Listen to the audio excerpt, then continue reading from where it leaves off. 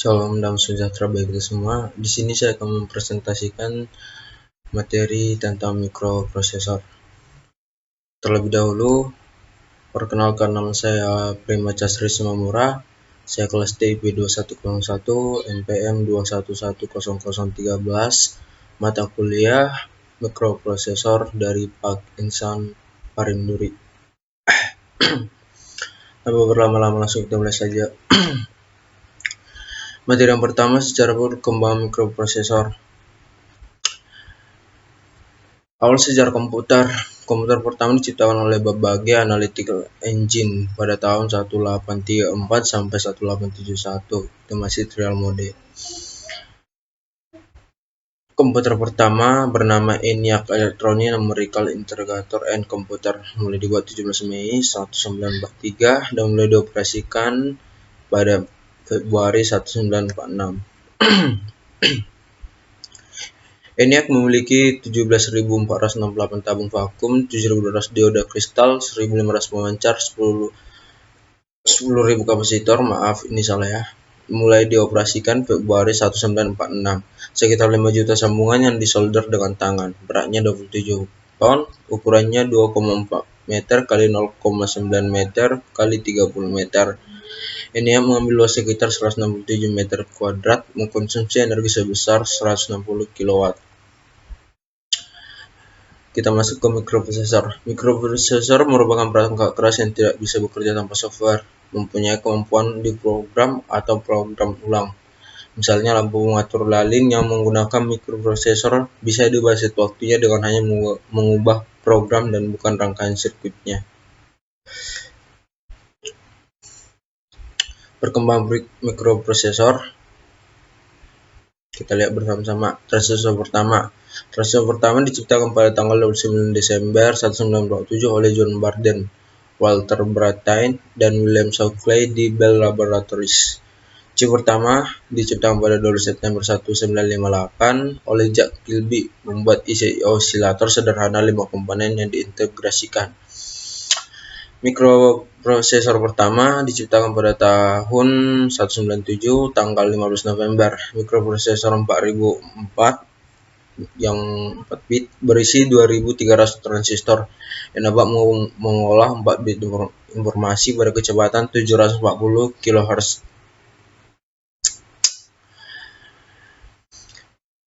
Yang satu lagi, Intel mikroprosesor Intel 4004 A pertama. Awalnya 4004 digunakan untuk kalkulator CCTNT merek Busiko. Kemudian insinyur Intel menyadari bahwa rencana chip tersebut digunakan untuk beberapa tujuan multipurpose hingga terlahirlah mikroprosesor pertama.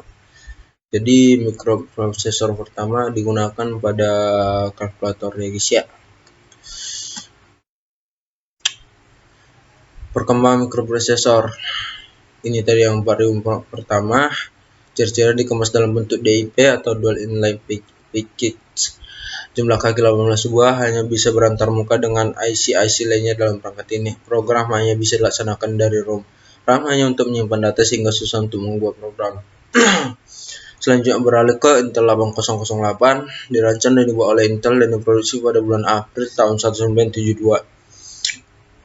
Versi awal dari 8008 berjalan pada 0,5 MHz. Meski lebih lambat dari 4004, namun 8008 memproses 8 bit data. Berbeda ya guys ya. Jadi tadi 4004 itu 4 bit dan Intel 8008 nih 8 bit. The next Intel tuh terus berlanjut ke The next Intel A8088 dan 16 bit dengan saluran data 8 bit untuk memenuhi pasar yang masih banyak menggunakan saluran data 8 bit. Tahun 1985 A berkembang menjadi Intel 80186 dan 80286. Lebih banyak instruksi dan dapat mengakses memori besar. Dapat dilihat kelanjutannya lagi ya. Terus beralih ke J80 Button J-Lock. Ini dia yang itu simulator J80 tahun 975 sampai 1976. Sekedar pengetahuan saja. Banyak peran dari 8080 buatan Intel, perangkat instruksi lebih besar, kemampuan lebih tinggi, perangkat keras lebih sederhana, mendukung perangkat lunak 8080, kecepatan 2,5 MHz, 4, MHz di Z80A sampai dengan 6 MHz di Z80B dan 8 MHz di Z80H. Intel 8086 diciptakan pada tahun 1978 oleh Intel, mengeluarkan sampai 16 bit 8086, memiliki kelebihan instruksi transfer datanya lebih cepat dan lebih luas, dan dapat melakukan operasi aritmatika seperti penjumlahan dan pengulangan perkalian pembagian, mampu menangani memori 1 MB dengan 20 bit saluran address bus dan 16 bit saluran data secara multi-x. Intel 8008 dirancang dan dibuat oleh Intel dan diproduksi pada bulan April tahun sekian itu dan versi awalnya 8008 berjalan pada 0,5 MHz meski lebih lambat dari 4004, namun 8008 mempunyai proses 8 bit data. Lanjut lagi. Materi yang kedua, sistem prosesor dan arsitektur prosesor. Pengertian arsitektur komputer menurut Barani Fahri dan kawan-kawan dalam buku Arsitektur dan Organisasi Komputer 2020. Arsitektur komputer adalah konsep perencanaan serta struktur pengoperasian dasar dari sebuah sistem komputer. Arsitektur komputer juga dapat diartikan sebagai ilmu yang mempelajari tentang cara menghubungkan berbagai komponen perangkat keras hingga terbentuklah sebuah komputer. Jenis-jenis arsitektur komputer dapat dilihat ada 4. Yang pertama SISD, singkatannya dari Single Instruction Single Data. Jenis arsitektur komputer ini merupakan hasil rencana dari von Neumann. Komputer dengan jenis SISD hanya memiliki satu jenis prosesor saja. Model ini sering dikatakan sebagai model komputasi tunggal, adalah singkatan dari single komputasi tunggal. Yang kedua SIMD, singkatan dari Single Instruction Multiple Data. Berbeda dengan SISD, jenis arsitektur komputer ini memiliki sejumlah prosesor dengan instruksi sama, tetapi tiap prosesor mengolah data berbeda. Yang ketiga MISD, singkatan dari Multiple Instruction Single Data, memiliki banyak prosesor dengan instruksi berbeda. Dan yang keempat adalah MIMD, adalah singkatan dari Multiple Instruction Multiple Data. MIMD memiliki banyak prosesor, instruksi, serta pengolahan data yang berbeda. Jenis komputer yang memiliki MIMD bisa menjalankan beberapa aplikasi yang membutuhkan kinerja tinggi. Lanjut lagi, fungsi arsitektur.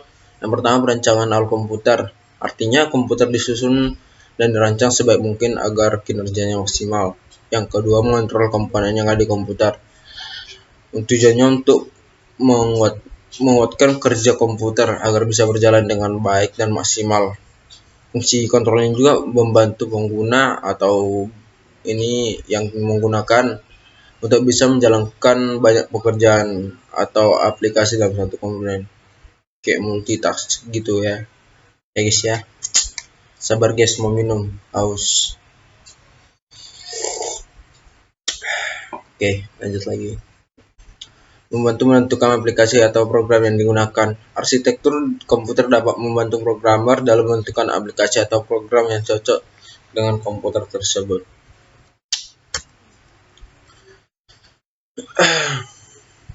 Lanjut lagi, bagian arsitektur komputer. Yang pertama ALU atau Arithmetic Logic Unit.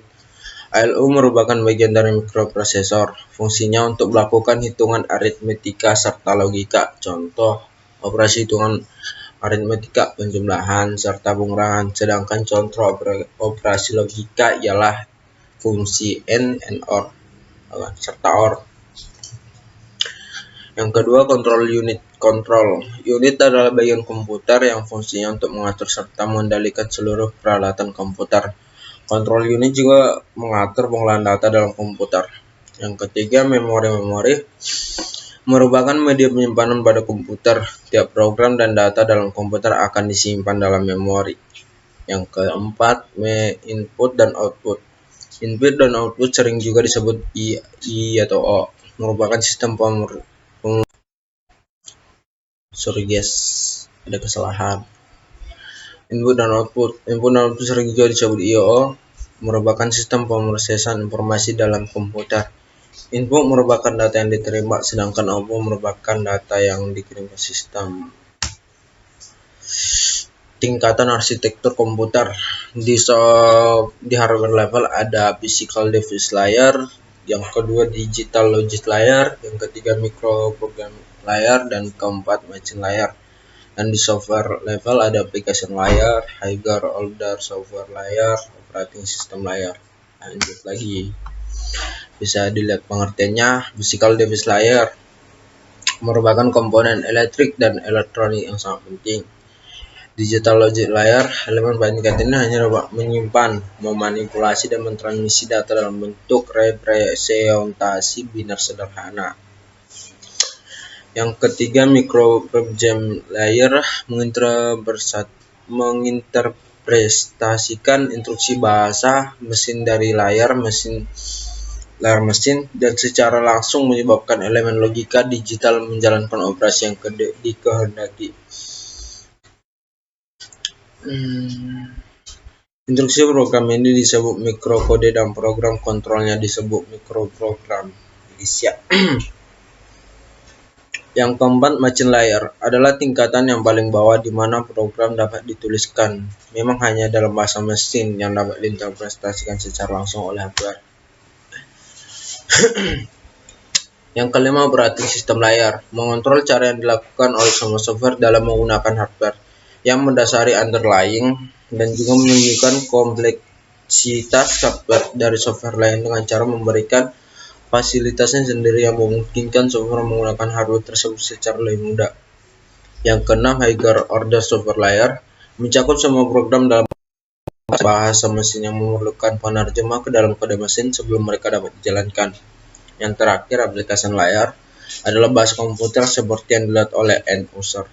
Lanjut lagi.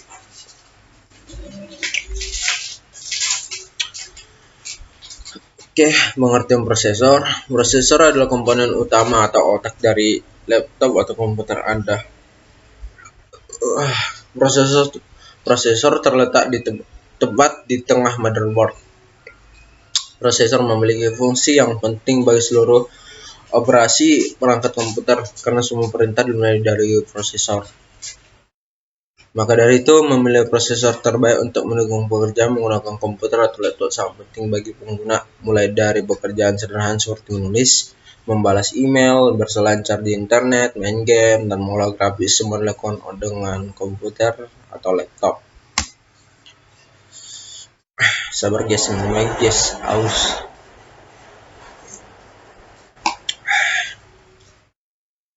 Fungsi prosesor secara umum adalah mengolah perintah yang masuk kemudian dikeluarkan berupa output, yaitu pemerintah. Fungsi prosesor antara lain memastikan komputer bekerja dengan baik, yang kedua menjalankan proses informasi pada komputer, yang ketiga memberikan perintah kepada tiap komponen komputer, yang keempat menjaga performa komputer, yang kelima menunjang kegiatan spesifik komputer, yang keenam mengolah perhitungan algoritma, yang ketujuh menjaga stabilitas komponen komputer, dan yang terakhir mendukung kebutuhan spesifik komputer. Komponen prosesor terbagi atas 1. CU control unit, yaitu mengatur lalu lintas dalam kegiatan data yang ada di dalam komputer seperti input atau output. Yang kedua, arithmetic logical unit atau ALU, komponen yang melakukan perhitungan aritmatika sesuai perintah yang diperoleh. Perhitungan digunakan supaya komputer dapat dalam membaca instruksi dengan benar. Yang ketiga, register unit atau RU. Komponen ini adalah alat penyimpanan yang lebih kecil daripada memori utama dan memiliki kecepatan akses cukup tinggi. Ya seperti itulah. Cara kerja prosesor ada 3 tahapannya guys ya. 1. Menggunakan ALU untuk menggunakan operasi matematis. 2. Memindahkan data dari satu lokasi memori ke lokasi lain. 3. Mengambil keputusan serta melompat ke instruksi lain. Prosesor akan menggunakan perintah masuk, input dari keyboard, mouse, atau input lain yang terhubung ke komputer. Setelah itu menerjemahkan perintah tersebut untuk kemudian diteruskan outputnya ke hardware atau software yang terkait. Materi yang ketiga, bahasa assembly di simulator Z80. Bahasa assembly adalah bahasa komputer yang kedudukannya di antara bahasa mesin dan bahasa level tinggi, misalnya bahasa C, C++, Pascal, Turbo Basic, Java, dan sebagainya. Bahasa C atau Pascal dikatakan sebagai bahasa level tinggi karena memakai kata-kata dan pernyataan yang mudah dimengerti manusia. Meskipun masih jauh berbeda dengan bahasa manusia, sesungguhnya assembler adalah program yang bekerja untuk membantu menuliskan instruksi dalam format bahasa Inggris sehingga mudah dibaca dan dipahami. Lanjut lagi ya guys ya. Bahasa assembly, kelebihannya ketika dikompil lebih kecil ukuran, lebih efisiensi atau hemat memori, lebih cepat dieksekusi, dan lain-lain. Kesulitan bahasa assembly dalam melakukan suatu pekerjaan, baris program relatif lebih panjang dibanding bahasa tingkat tinggi. Lebih panjang berarti ngoding aja udah panjang, apalagi lo pakai ini cok. Relatif lebih sulit untuk dipahami, terutama jika jumlah baris sudah terlalu banyak. Lebih sulit dalam melakukan pekerjaan rumit, misalnya operasi matematis. Struktur instruksi bahasa assembly. Yang pertama, operation code atau opcode. Yang kedua, source operand atau sumber. Yang ketiga, destination operand atau tujuan. Contoh LDAH. Opcode source destination instruksi. Pindahkan isi register 8 bit H ke register 8 bit A. Isi H sama dengan isi A. Objek kode menulis program dalam assembly, artinya menggunakan mnemonic. Mnemonic untuk membuat program, bukan untuk mikroprosesor, disebut source code. Bahasa assembly dapat dijalankan di dua software, yaitu J80 Simulator ID dan EMU8086. J80 Simulator ID. Main window-nya seperti ini guys ya, saya sertakan gambar juga. Main window dari Z80 adalah jendela utama pada program simulasi Z80. Dari sini kita memulai program, kemudian memanggil assembler editor, simulation log viewers, memory editor, dan lain-lain sebagainya. Assembler editor adalah editor yang kita gunakan untuk menuliskan program. Setelah program ditulis dan disimpan, maka pada toolbar tools ke assemble, terus kita dapat melakukan compile untuk mengetahui apakah terdapat error atau kesalahan sintaks pada program yang telah kita buat. Jika tidak, maka program yang telah kita buat diterjemahkan ke dalam bentuk objek atau ekstensi objek, bentuk objek ilmiah yang akan digunakan simulator untuk melakukan simulasi. Simulation log viewers. Simulation log viewers adalah layar yang menampilkan apa yang terjadi pada register dalam program counter setiap baris program yang dieksekusi. Dengan melihat jendela ini, kita seolah-olah dapat melihat bagaimana proses bekerja.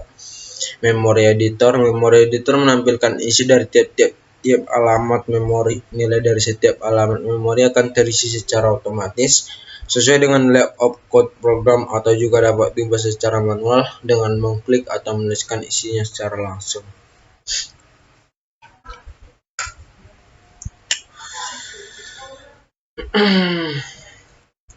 Dapat lihat gambarnya dulu ya guys ya.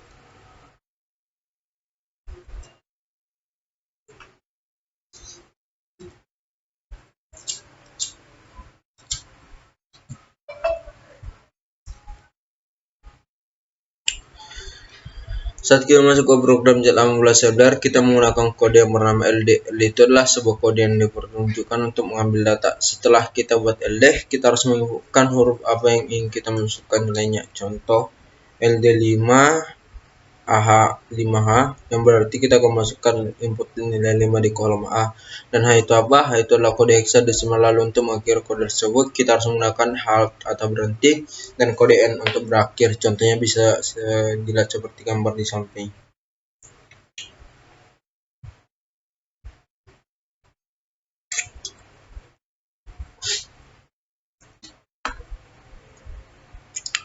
EMU8086.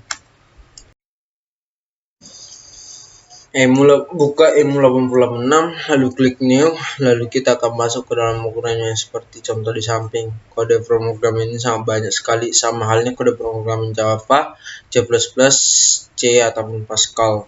Bahasa sebelumnya memiliki 4 macam register, yaitu register 8 bit, 16 bit, 30 bit, dan 64 bit.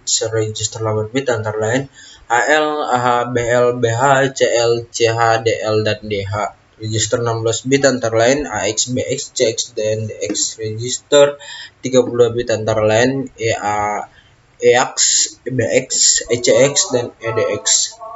Maaf ya guys, ada suara ajan, lagi ajan.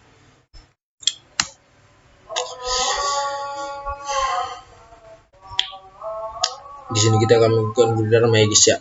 Pertama-tama kita akan membuat variabel nama tersebut menggunakan db, lalu kita isi data variabel nama tersebut menggunakan koma atas, tuh tanda kutip.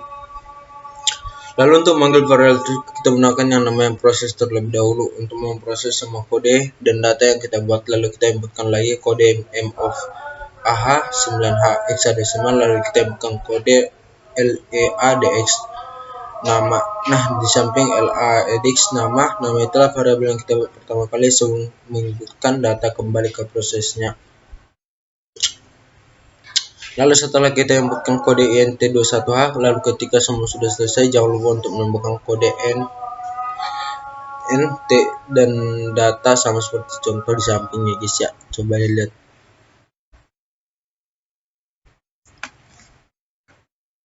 Guys, kita masuk materi yang selanjutnya, penjadwalan proses.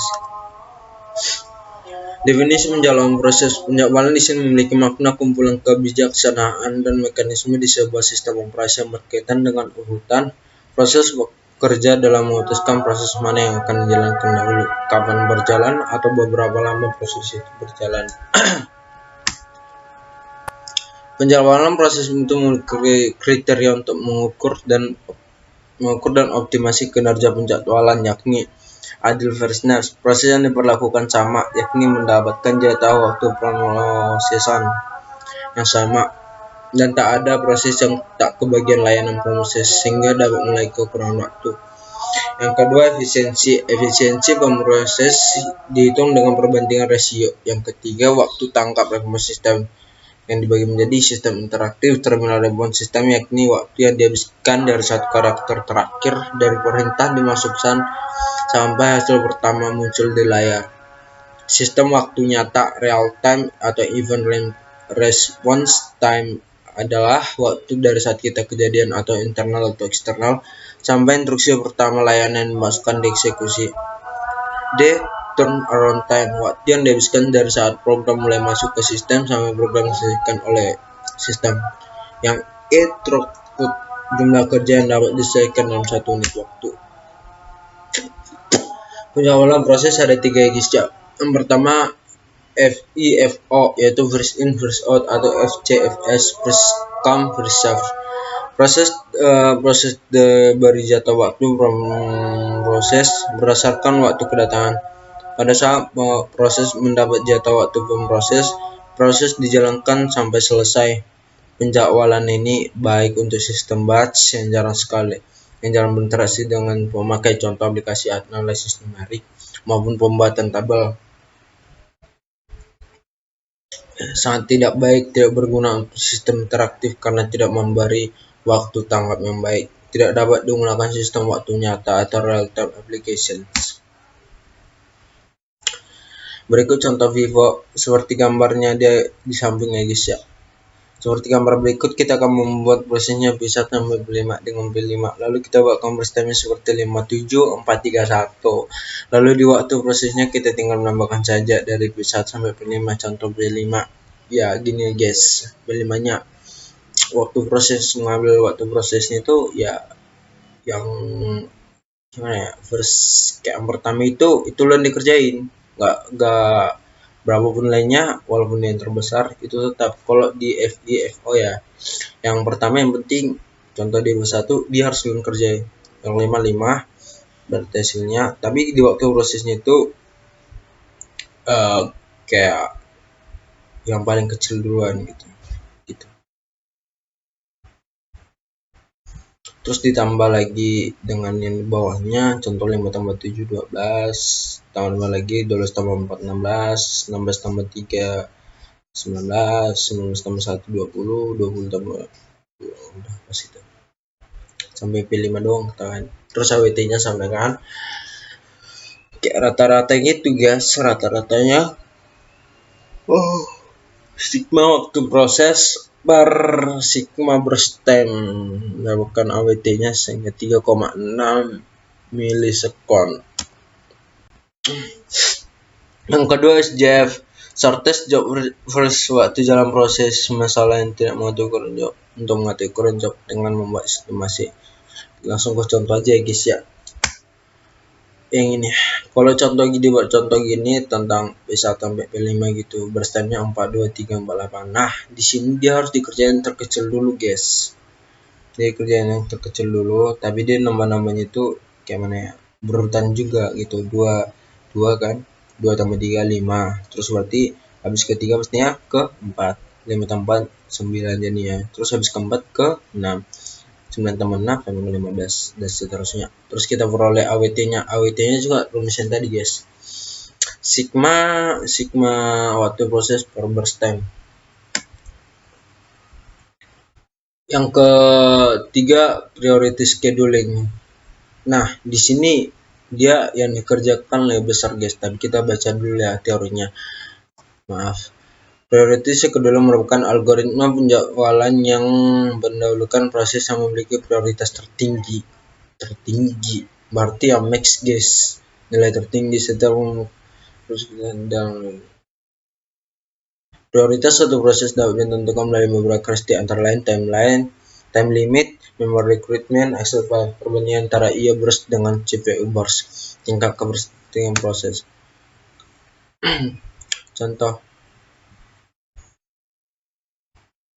Contohnya guys, bahas.